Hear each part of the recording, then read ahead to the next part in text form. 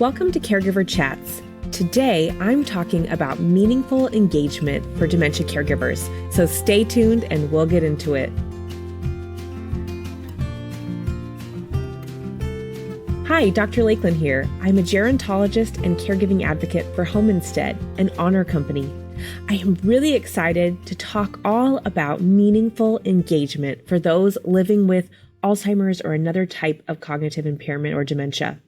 Meaningful engagement can be a great way to interact with the person that you're caring for. So caregivers, today I'm going to be talking with a special guest all about ideas for meaningful engagement. If you're listening to just the audio version, I'd encourage you to also visit the video format on our YouTube page at Home Instead Inc. That's Home Instead INC. On this video, my guest is going to be showing some of the meaningful engagement activities that we're chatting about, so you won't want to miss the video version as well.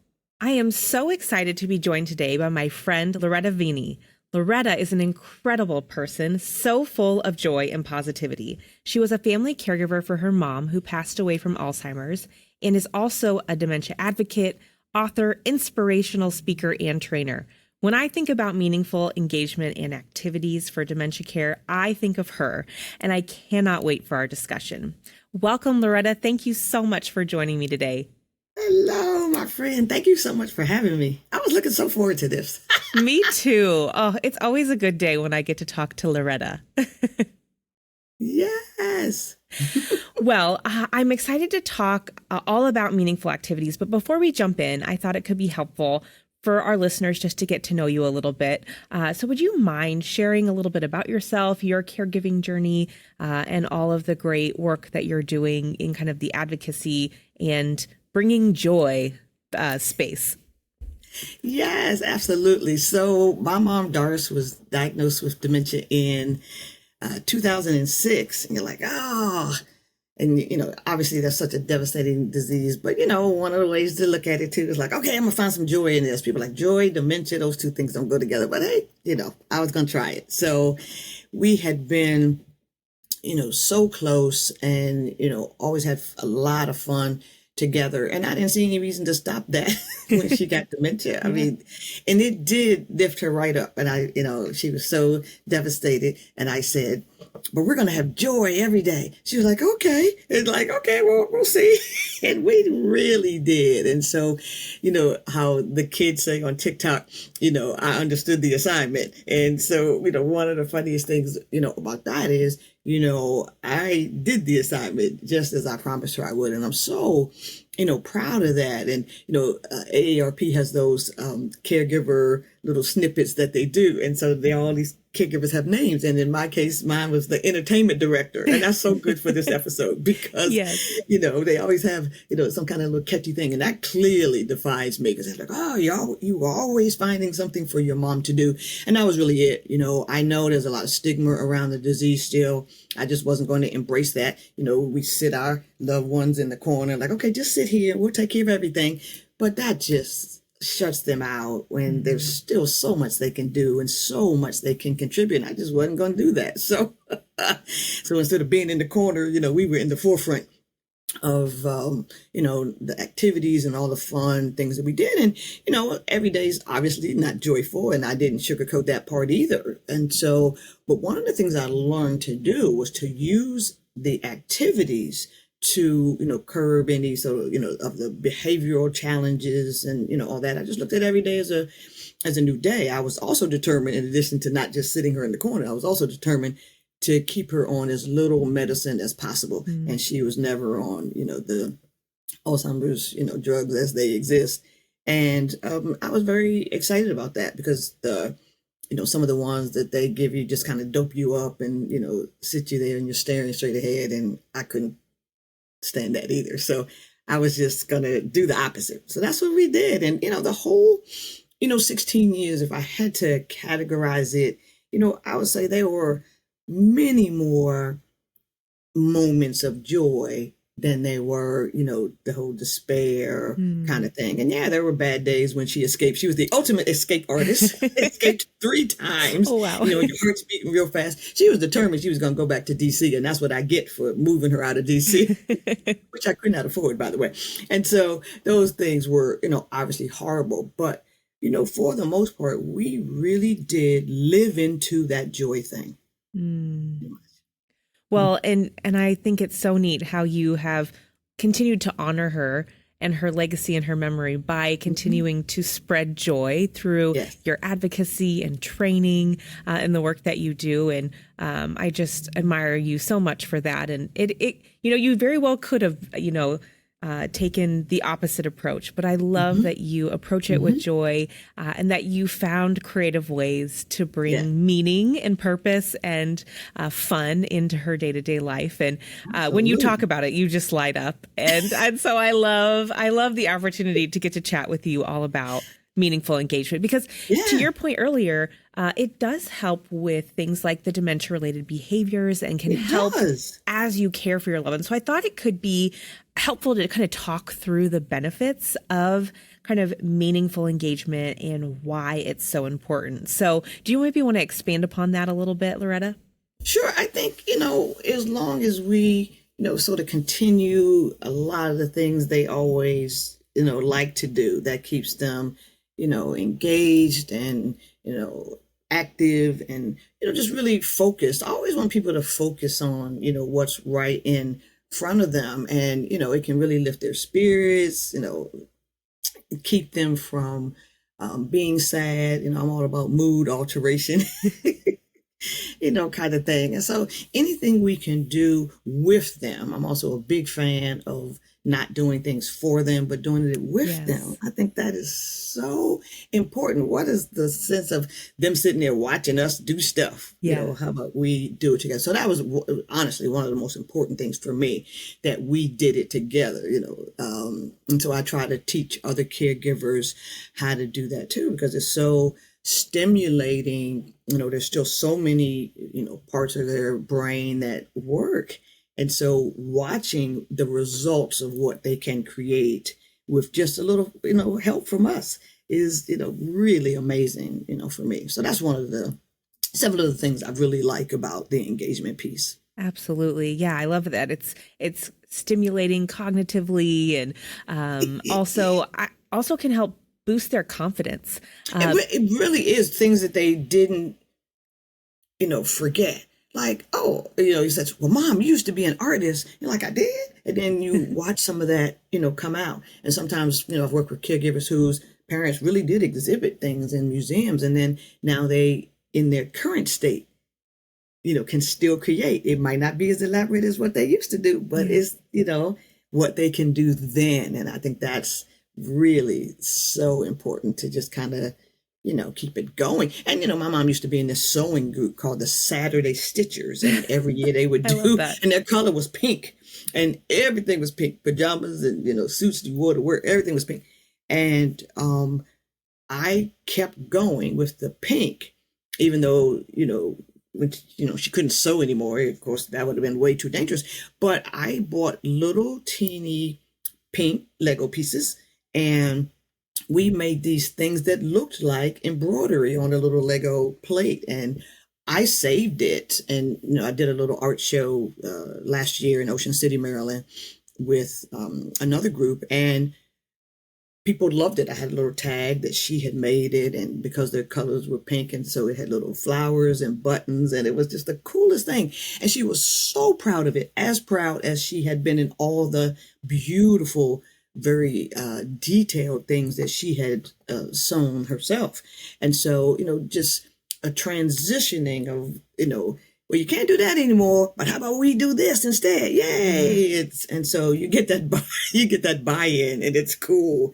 So yeah, it is really a neat thing to kind of adapt things the way they can currently do it. Absolutely. I think that's a big piece of it is figuring out, okay, where are they now? Maybe adjusting your expectations, adjusting the activity. you might need to break it down in a few more steps or give simple instructions kind of one at a time instead of sitting the project down in front of them and saying, have at There you it. go. That's so cool. And it's so funny because I sell puzzles, 2 and 4 piece, puzzles that have a pattern, right? So when they get it, it's like a block of this pattern.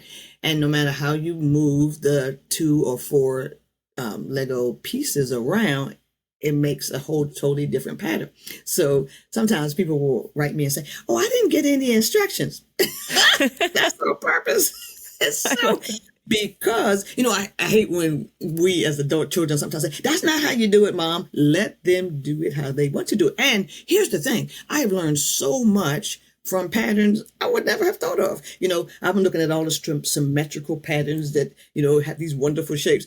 And they doing this off the wall kind of stuff. You're like, oh, never would have thought of that. Whether they moved it, 2 spaces up or down or around. And they love it. They smile like, oh. And so that's where there are no instructions, because I don't want that to, sort of put them in this box of this is what they have to do, which is why my mother never got me the Lego sets when I was little to build a train or a plane or automobile. She bought the sets with the mixed pieces so we could build whatever we wanted. And so that's what I try to pass on, to families, because you have no idea when they get together, when we do this as an activity, what's going to come out of it. I'll take pictures and send it to their adult, kids. And I get back, my dad built that, especially the sons. Oh, my dad can still do that.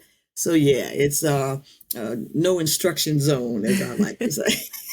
That allows for so much creativity Yes. to flow. And I think what's also so neat is you've been talking about like the person living with dementia and their family member, and activities can be a great way to form connections too with your loved one. Because sometimes you might think, what am I going to talk about? Especially if their memory isn't in a spot where they can really carry on a conversation or reminisce like they once were able to. But activities can be a great way to build connections amongst family and intergenerational connections too, which I love.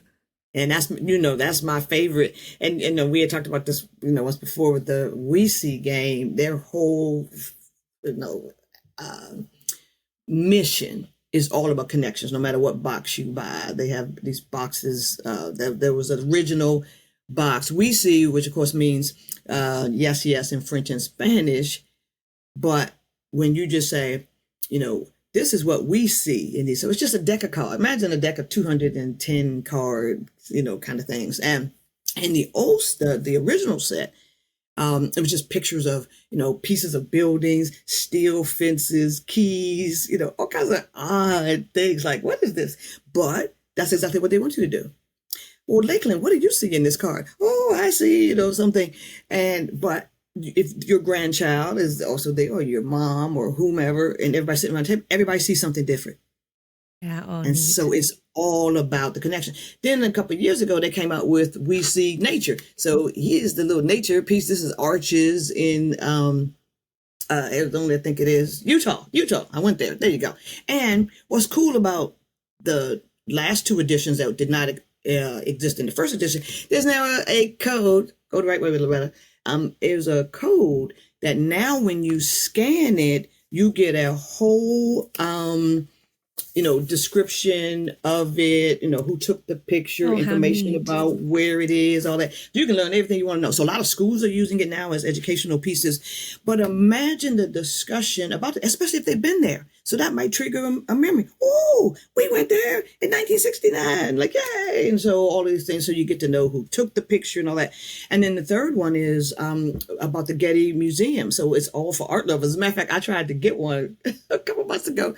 And it's like, we have limited quantities on this. We'll have more in the summer. So that must be really popular. But it's the whole thing is about creativity and connections. And I think that has to be our focus in, caregiving, because, when you want to have something meaningful to do, one of the ways to find out where they are in their state at the moment is what connections are they making? What are we seeing that they don't see, and what are they seeing that we don't see? And so, and I do that with families with the Lego bricks as well. So I think we learn a lot if we're paying attention about, what's going on in their mind at the moment. And I think one of the things, if I have one big piece of advice for, caregivers about activities and meaningful engagement, and that is, don't give up.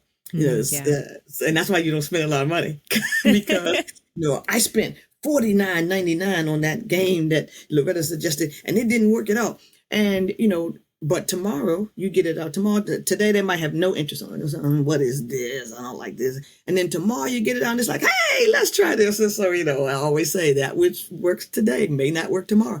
And I sort of equate it for people. Remember when your kids were little and now you're experiencing this. They have the pacifier, the favorite pacifier, the next favorite pacifier, the third favorite pacifier, and you got them all in your bag when you go out, right? And it's the same thing. I had a whole bag of activities in my car, literally. And I didn't take it out. It was still in there 6 months after she died because I didn't know who else I might run into who would need something.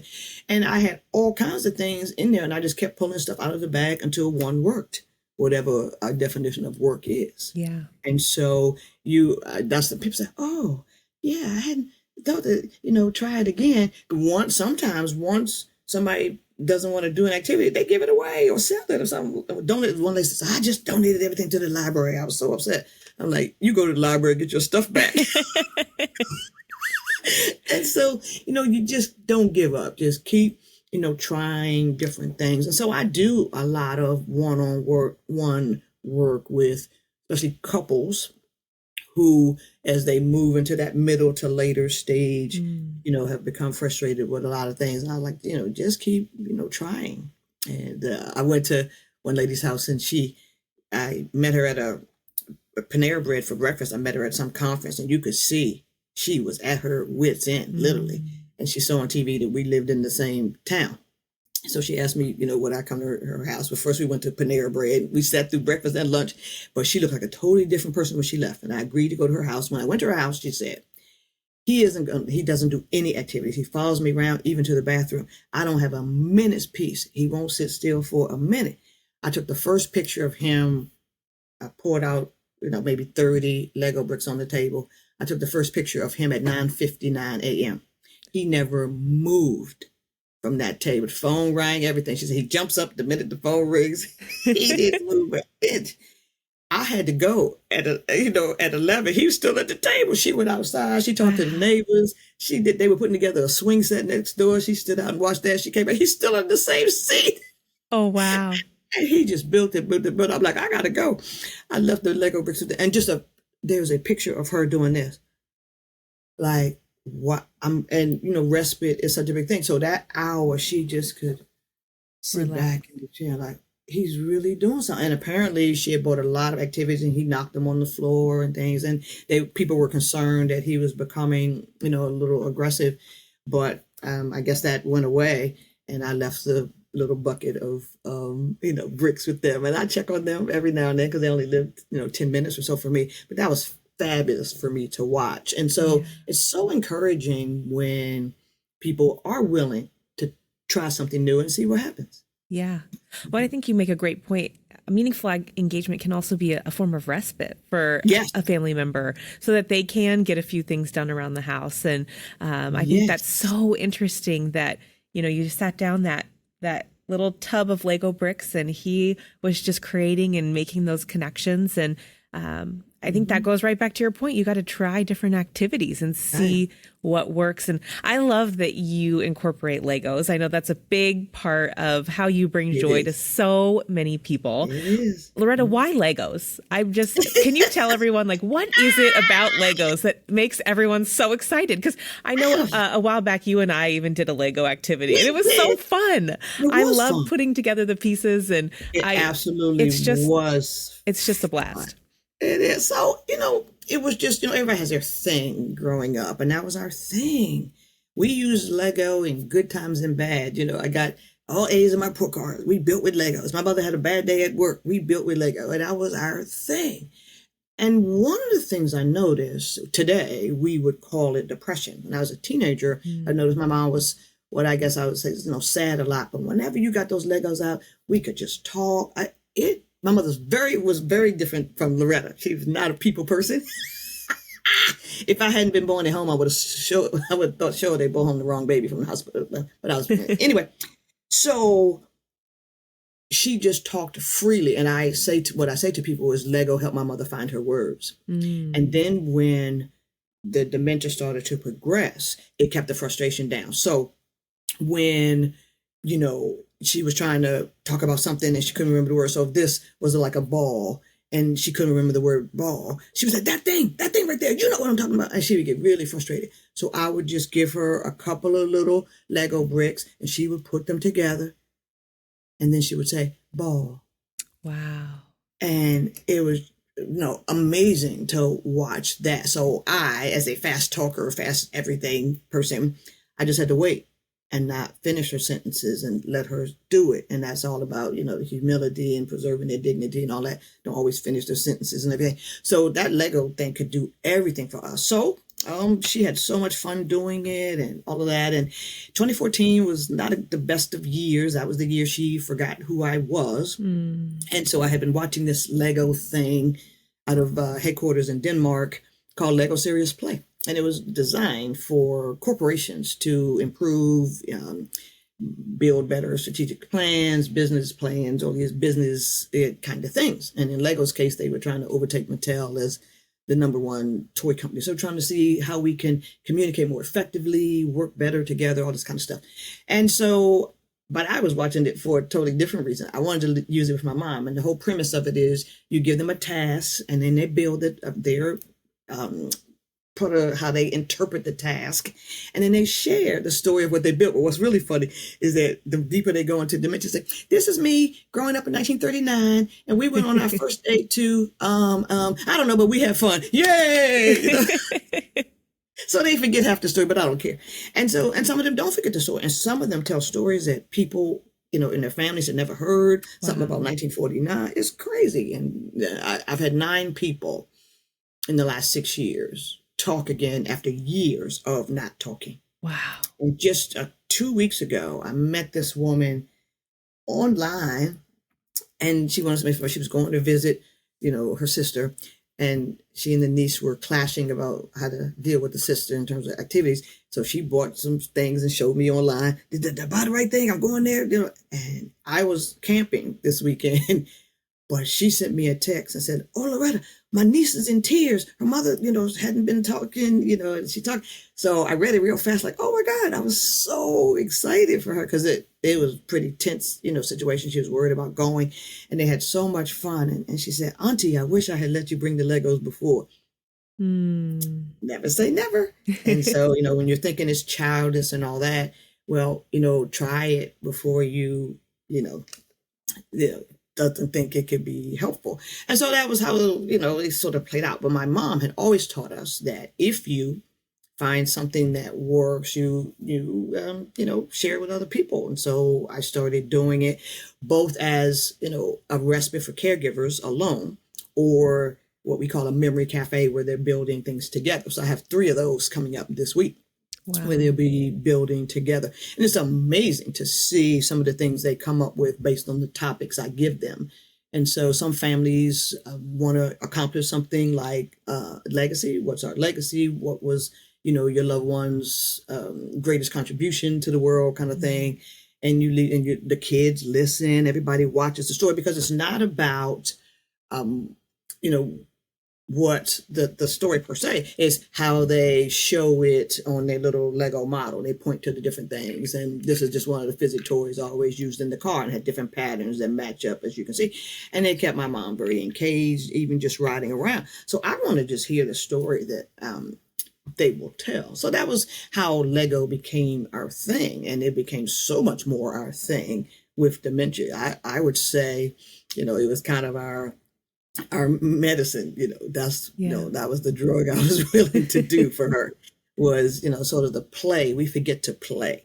And as devastating as that disease is, you certainly need some playtime. That's how I equate it. Wow. thank you for sharing how Legos became such a big part of your life, and for sharing those stories. How incredible. I know people talk about like music opening up parts of the brain, Yes. but who would have ever thought Legos could open up a part of the brain too? But I think it all goes Right. back to kind of that creativity, the Yes. arts. So many people think, oh, my dad would have never touched, a Right. paintbrush before he had dementia. But Right. it also all goes back to that kind of open-mindedness of, well, let's just try it and see. And sometimes family caregivers are so amazed that, yeah, the dad picked up the paintbrush and is painting actually Did some something. really beautiful things. And it surprised the whole family. So I love kind of your perspective of just try it. Yeah. What's the worst that could happen? It doesn't work? Okay, we'll try See? tomorrow. But That's give it a try. Very, very, and see, your point is so well taken because, and now that you have a son, what's really funny. Remember when our parents put all the ugly stuff we made up on the refrigerator when we were little? Well, I have, talked some memory care places, if there's a blank wall on the way to the dining room or the activity room, fill that wall with some of the things that they did. And they put little placards of who made it and everything. And here's the cool thing about Legos. If they make like a Lego wall or you put everybody's little thing up, the great part about it is when they are walking by, they can change it because we don't feel the same way every day. You could take that piece off and put it somewhere else or get whole new pieces and put it up. But I think the fact that if we have the opportunity to display some of what they do, that goes back to what you were saying earlier about not only honoring the work that they might have done in the past or it was their favorite hobby or whatever it was, but it is certainly confirms for them whatever they can relate to. I'm still valued. I can still contribute. So when you walk down the corridor and like, look, honey, that's the one I did. Oh, great job, Dad. Well, you get a hug and all that. And I think it's so important to, continue to inspire them and comfort them, in a way that they did for us. Because, when people come over for dinner, and that is like the ugliest picture, ever, but they're so proud of it because, your kid did that. And we, everybody's refrigerator's full with magnets of all these things. And so I thought that was one of the greatest, ways to, honor people. And so, Legos may not be everybody's thing, but find what that thing is. Because I have never said, Legos is the only way. People are very surprised when they try and they're like, wow, that was a lot more powerful than I thought it would be. And I've had 3 generations building together. I had 5 generations building together, which was on TV. Yeah, that was crazy. 5 generations, unbelievable. And so the act of just getting together and including that, person. And I think one of the things we didn't talk about is, just not doing it too long. The guy that did it for more than an hour, that was kind of shocking for his first time. But, just a limited chunk of time until they, half hour, start with that and see what happens, and, just trying not to force, the issue because you do want to make it fun. Yeah. And so as long as whatever, the thing is, as long as it's fun, it's cool.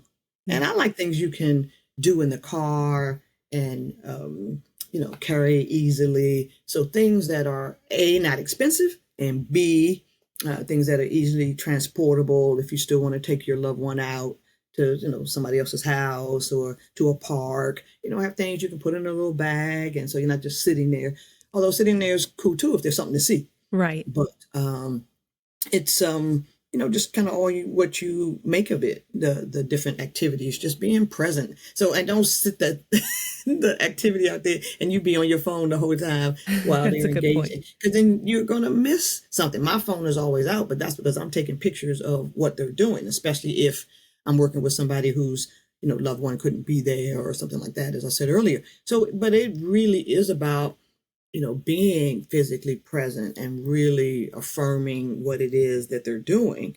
And, that can be just so fulfilling, to it. So, yeah, that's just my thing. I love all of that so much. And you mentioned activities that you can take on the go, that you can put in a bag, you can keep in your car. Loretta, what are some of those activities that you always have on hand? So I have these, the dot art, those are really cool. Those are magic. And this is a good picnic kind of thing. And that's just really what it's called, dot art. Art. And look, it's got a little handle and everything. So you can go to things, stick some index cards or some paper in there, and they can really do it. It can make it really pink. This is a pink piece of cardboard almost, cardstock. And I just did, 4 little colors, and that took me 2 minutes to do. And, you can ooh and ah about that, sitting in the park and, all kinds of, things like that. And so I have all bags of anything fidget-like. This was one of my mom's, favorite. This was from the Dabblesack website. I met those ladies on a webinar thing. We got to be friends. And, they love how it changes when you touch it. And the back was, something you can just run your fingers over. Yeah, I love those. Those are really neat. They are. And then again, you throw it in the bag, you get there, and, some things. I was very cognizant of where we were going, the activity that I chose. I do have things that click and make noise, not really aggravating, but it does make noise. So if we were going to a doctor's appointment, obviously I wouldn't do that. But whatever things they could find, my mother loved these little fidget things. And again, you can match up the colors, but she would do this in the car. And, we really have, lots of fun with that. Also, and I will tell the very short story about how these ended up on my website. I had made this for my mom because she used to read everything out loud, and that is not what you want in a doctor's office. True. And so I learned that the hard way. You'd be in Walmart, and she's like, kale pectate for diarrhea. And I said, that is the fastest way to clear an aisle at Walmart, but okay. And so I was like, what am I going to do so that, she loved to read, but you cannot read in the doctor's office because the people will be mad at us. Anyway, we could hear, and it was right after COVID was ending and people were going back to in-person appointments, and we couldn't see it, but there was a loud gentleman yelling and screaming and using bad language, and his daughter was like, stop, dad, stop. So they had to ask them to leave because I guess he was throwing stuff or whatever too. So as they were coming out, she's kind of pulling her dad along, and my mom is sitting there doing this thing, and he makes this beeline over to my mother, and he tries taking it from her. And the lady says, stop, dad, stop. But my mother gives it to him. And he just stands, he never says another word. All that ruckus, he never says another word. Wow. And she says, can I buy that from you? How much is it? Where did you get that? And she says, where did you buy that? I said, I make these. She said, oh my God, what do you want for it? I said, my mother gave it to him. I had more in the car, of course. I was like, you can have it. And she was like, oh my God. And all the way to the elevator. They could have gone back into the appointment. Wow. Because he never said another word. And she got all the way to the elevator. And she turned around and said, you need to sell these. And that's how it all started. Wow. That's incredible. And you to go from 100 back down to 0, it's usually the other way around. Right. And, I didn't know what had happened back there, but we could certainly hear it. But if that's what it takes, it's again, that right pacifier thing. You get the baby to stop crying, you find the right pacifier kind of thing. And that was wow. That was a wow moment for me because I never intended to make this a product ladder or anything. I was just trying to be considerate of other people who were going to be in the doctor's office and things like that. And so I think we make these solutions to what our current challenges are. Absolutely. Well, and I think so many family caregivers are fearful of going out in public for reasons like that. They don't want their loved one to get upset or to disturb other people. So if you can find activities that they enjoy doing that can keep them occupied, it can open up a caregiver's world a little bit and allow them to get out and about. Yeah, we did coloring and there was in a little bag, a smaller little coloring book, thing if you're going to be somewhere where they had to just use their lap. So anything that, fits on their lap. And then there's so many things, out there for that. But again, I would not spend, a lot of money. And at the group home where my mom lived, one of the funniest things that happened after my mom moved in, and the woman says, so tell me one thing about your mother I need to know that isn't on the application form. And I was like, oh. And so, he said, what did she do for a living? She was a secretary. And she said, anything I need to know on that? Yeah, if mail disappears, she might be, hiding it somewhere. She was sorting the mail. So I bought her a 99-cent thing at the dollar store of just a little slotted, little metal things that, sit on the desk. And they would give her all the junk mail every day. She'd be And then sorting when it. people would come in, she would hand them a stack of mail. Here's your mail. They like, thank you. And, they put it back. She'd do it all over again. 99 cents. 99 Wow. cents. And fun activity. This is what she did for 30 years. She supported like 8 or 9 people. And it was all about passing out the mail and signing them up for conferences and doing all kinds of things. And so that's what she remembered.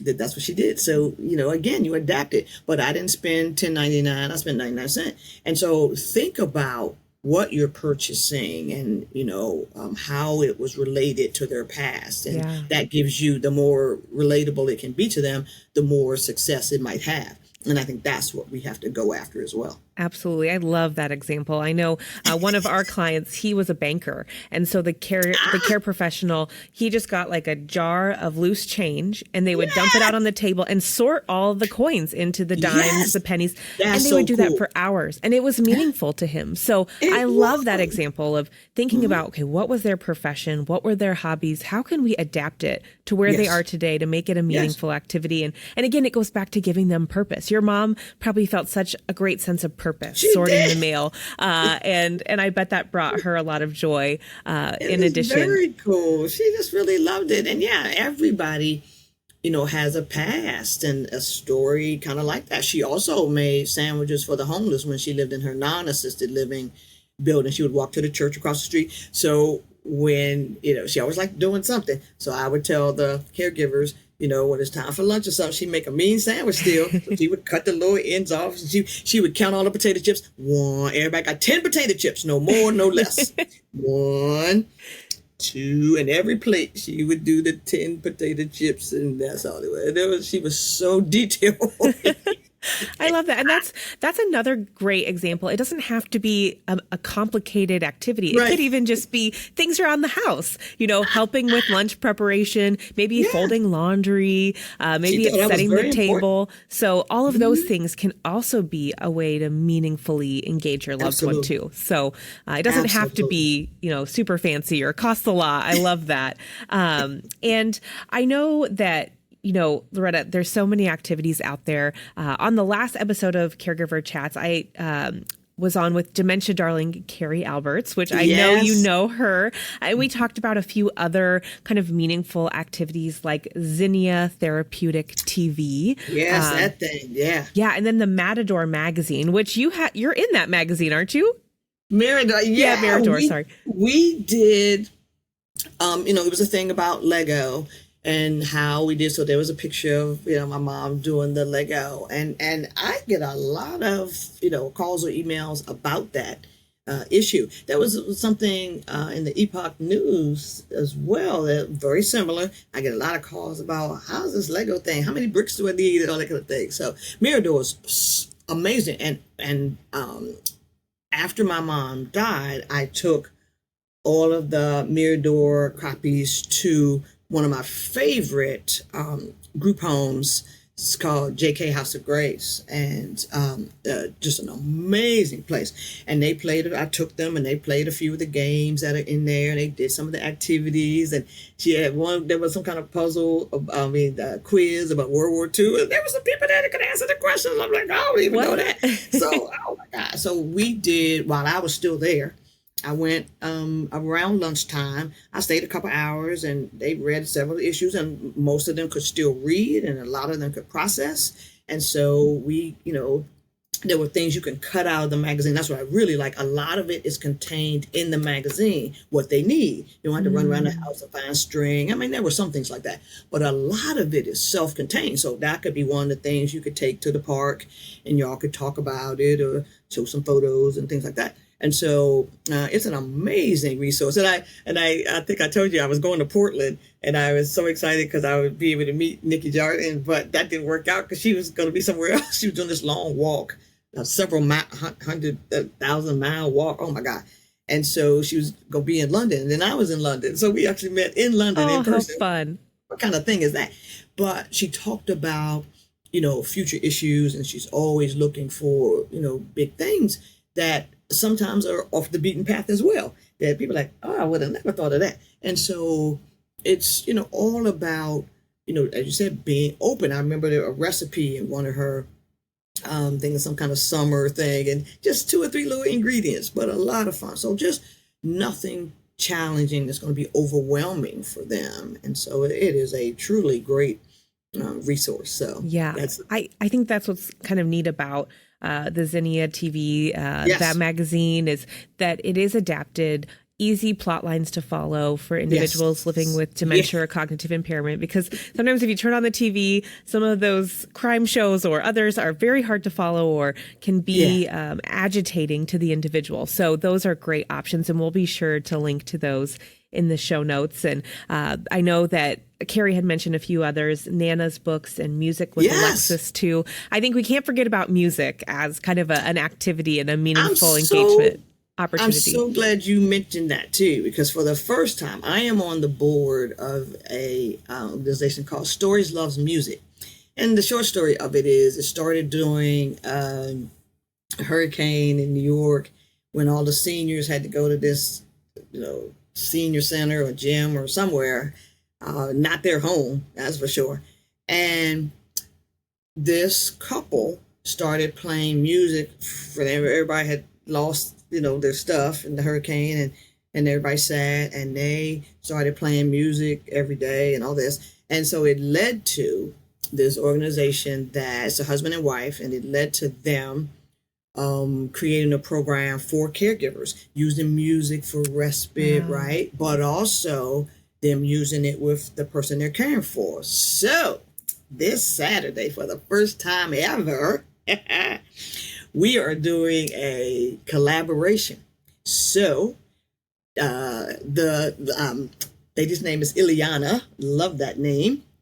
And Ileana and her husband James are going to be playing live music, and then I'm going to have them build how the songs that we have selected make them feel. Oh, how neat. Now, I'm going to let you know. Yeah, how please it keep me goes. posted. We're doing this in Baltimore, Maryland. We're really excited about it. Hopkins is sponsoring it for us. And and what's really funny is that we both have RVs. So our thing is like, okay, if this takes off, we're going to go around the world with our RV. I love it. I'll come. I'll make sure to get on to one of your stops and come see it. Isn't that fun? And one of the songs, amazingly, and we had this obviously Zoom call about the songs we were going to choose. They've written some amazing original music. And the last song, I shouldn't say this one out loud, but one of the songs we chose is about, like one little thing hanging on a vine, and like, hang on.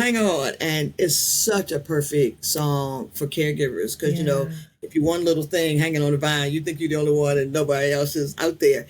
And so the songs are about, the first one's about joy, and there's one in the middle, and then we're going to end with that. You know how I do this is that at the end, you want to leave them, with something uplifting. Because if we're doing caregiver respite, I'm focusing on what's challenging them. I get them to build that. But then I have them build a solution to the challenge.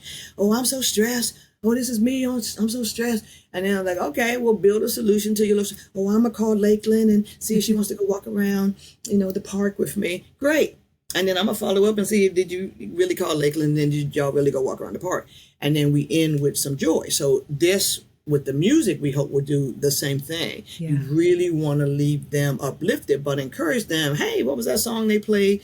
And if you're not playing music as part of your, what I call caregiver success plan, then, you can add that. So we are really excited about Saturday afternoon and to see how it plays out. But we're looking forward to, doing it. We've applied to a couple of conferences, doing it as a duo, as well as doing it our own individual work. But it is really an amazing organization. And so, love being on their board. But, obviously we do, obviously very different things, but to combine them is really going to be something. Yeah, so. That's special. I can't wait to hear how it goes. And oh gosh, we've shared so many great opportunities for engagement. Are there any that I'm leaving out that we haven't gone over that you want families to consider when it comes to meaningful engagement or activities or anything of that sort? I had a situation this week, and I'll just show it. I know a lot of people know about the robotic dog, but here's the kind of cat version of it, and it moves around. Look, wow, that's so cute. And he rolls over and his paws move and look at that, his real paws and the paws Wow. move. And there's a lot of movement and there's a camera in there. It's fairly heavy and there's a camera in there. So when you walk by, his head will turn just like, it's a real, like it's a real cat. And so you can, if for people who don't like the sound, they can turn the sound off, the meowing part. Yeah. If they don't like that, they can turn that part off. But if a person, what I am finding from folks is that if their person have to move to a building where they cannot take their beloved animal, this might be a thing, to do. And everybody knows about the dog. Yes, that one is so the same cute. thing. He barks and all that, but you can turn the sound off. But everybody the same kind of thing. The same, he barks and this one's maybe a little heavier than the cat. So Okay.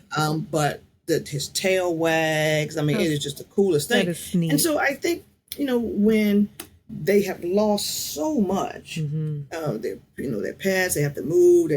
No pets are allowed. Sometimes that really helps too. And again, you can take that like you take your pet anywhere. You can take it to the park or whatever outings you're going to. And I've been to doctor's appointments where somebody bought that pet because the person knows they're getting a shot or something that's going to be uncomfortable. Oh, they yeah. wouldn't leave, home without it, kind of thing.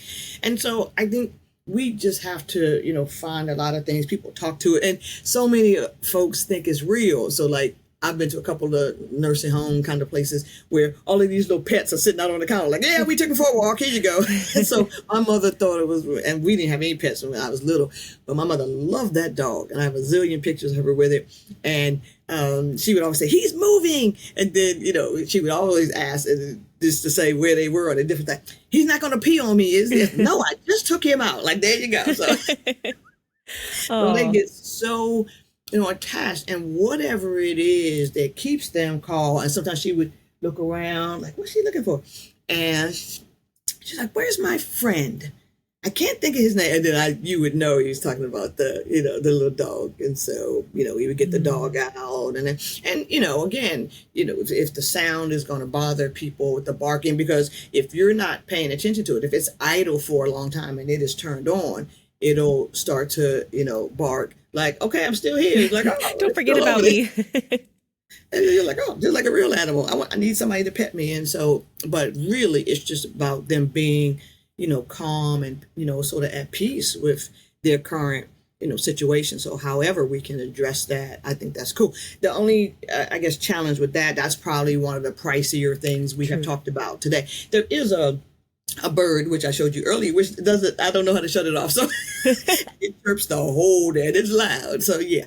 But a lot of people have that. It is amazing. The bird is really amazing. It does a lot of different things. Anyway, but that's the cheaper version of that. So what a lot of times people do, if there are multiple people living together, they just kind of share it. Yeah. So that can be a pricey thing. But there's some respite organizations that give those away as well. So something to look into if your person was a pet lover and no longer has their pet. Absolutely. And I know the company is called Joy for All Pets, and we'll be sure to link to that in the show notes as well. I met them at On Aging last year, and they were amazing. And what was funny about it, just to tell you how people stand behind their products, I had traveled with the dog so much that the sound stopped. I think TSA, no offense to them, I think they dropped my bag and it stopped barking. And so I wasn't able to demo it like I wanted to. And I mentioned that I was next to him at the conference. And the next day, when he got back to the office, he sent me the dog, a new dog, the cat, and the bird. And so I was like, wow, that's what you call customer service. But I had a lot of pictures. He was so impressed. I had a lot of pictures of my mom with the dog. Oh, that's special. So it was very good. But I love that customer service because honestly, if you bought that so they could have a little friendly engagement and it stopped working, it's still fine to hug. But if the point was it to bark and other things, I couldn't believe how fast. I don't know if he overnighted. I don't know what he did, but I got it. We were not at home, so it came the first day I got home, which was amazing. And so I love not only finding things that work, but also groups, like the folks at Davos SAG that stand behind their products and things as well. Absolutely. Because, when they start to lose their mobility, obviously it's going to drop or all of that. And so we have to be really aware of the longevity of these kinds of things that we have. So like that, we see card game is 210 cards. If you lose one, there's no, nobody knows, you don't remember what all the cards are in. And there's no, it's not like a deck of cards where it's, 4 of everything, 4 suits. It's not like that. You can play whatever. If you lost a few or, they threw it away or whatever, you still got, 209 to work with. And so, I like that because there's like a lot of activities, if you lose one piece to the puzzle, you can't do it anymore. So mine, that's why they don't have patterns. You can use 2 pieces, you can use all 4 pieces, you can move it all around. And if you only, something comes apart or something, you can still use it. And so I think we need to consider all of those kinds of things, not only time of day that you start an activity, but, how much will it stimulate them and not make their agitation progress. So I'm very careful about, even working with families, what time I start an activity. You want to do things after like 3 o'clock or something like that. And so most of the things, even the thing I'm doing on Friday, I think it's 1:30 to 3. And that's probably like the cutoff, for families to be together in activity. And we chose that time, with a purpose. And so, just a lot of things to consider, but just keep it so it's not overwhelming, because that defeats the whole purpose of them having fun. Absolutely. Well, Loretta, thank you so much for sharing so many of the great tips. If people wanted to find out more about you, to find some of the great items that you sell or are connected with, how can they find you? So it is really easy. It is LorettaVeney.com. And so that is my website, and it has all of the speaking topics I do. I speak a lot about joy. I speak about engaging activities, all kinds of things, like that. That's all there. Then there is the shop portion where they can get my books and all these crazy puzzles that I make. And so I don't know why my brain works like that either. Like some of the things I create, I'm like, wow. And so, but I like seeing the wow in other people, too. And I think one of the most interesting things is being able to make modifications too. I went to a nursing home in London to meet a friend's mom, as they call them there, and I had given her one of my puzzles just to her to try it out, and she had macular degeneration, so she could not see all of the colors. Well, later we went to a coffee shop across the street. I had I always had Legos with me, so I plucked off all the colors she couldn't see and put new ones on that I knew she could see. And so her birthday was the following week. They wrapped it up after I replaced all the pieces, and they sent me pictures of her playing with it for her 90th. She had a big party for her 90th birthday, and she loved me. And so they said, "This is from Loretta." But the fact that I was able on the spot to make modifications to it, she didn't have dementia at all, sharp as a tack. But I felt bad because she said, "What color is that? I can't see that." And I'm like, "What?" And so I learned a lot. So again, just being able to tailor it, and just a smile on her face, that even the pieces that she could see, and she moved it all around and had a good time. But I love that, and not getting upset. Well, she didn't like it, or she couldn't see the stuff. Just try to change it in a way that will make it adaptable for me. So I think I put that story on my website, but it was really cool. And so just being able to make people smile.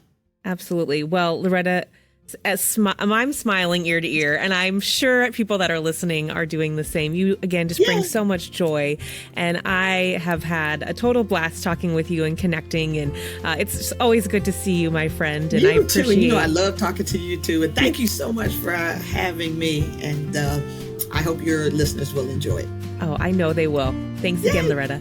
As we wrap up today's episode, I want to thank Loretta so much for joining me. I hope that these tips and ideas for meaningful activities will help you as you care for your loved one living with dementia. If you have any ideas for meaningful engagement, I would love to hear them.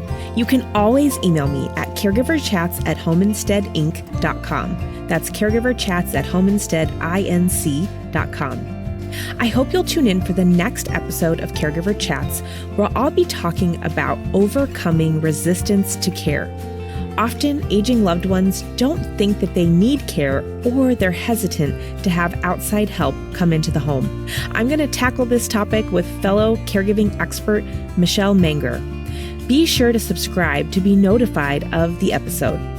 I also invite you to follow us on Facebook at Home Instead Inc. That's Home Instead INC for previews of upcoming episodes, caregiving tips, and more. You can find all of the links from today's episode in the show notes. Thanks for listening, and please remember to take good care of yourself while you care for others. Caregiver Chats is brought to you by Home Instead. If you're looking for in-home care to support you on your caregiving journey, please visit homeinstead.com to learn more.